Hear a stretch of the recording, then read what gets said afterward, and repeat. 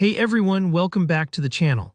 Today I'm going to walk you through a super handy skill that can save you time and add a professional touch to your designs: how to create a QR code right inside Figma. By the end of this video, you'll know exactly how to quickly generate QR codes without leaving your Figma workspace, which is perfect for sharing links, portfolios, or any resources directly through your designs.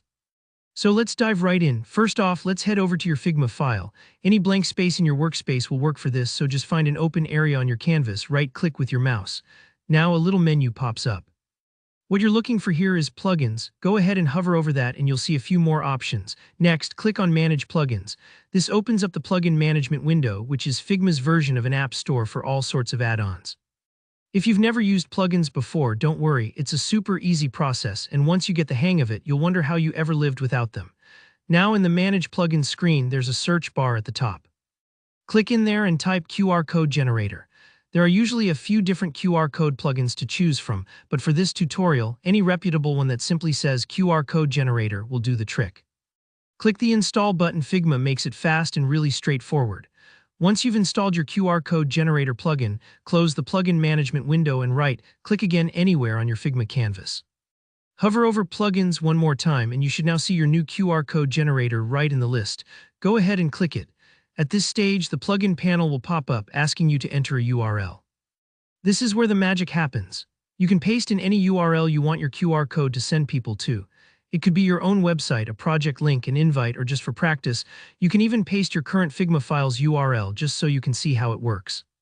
Once your URL is in there, look for a button, usually labeled Generate, and click it. Now give it a second because the plugin is working in the background to convert your link into a visual QR code.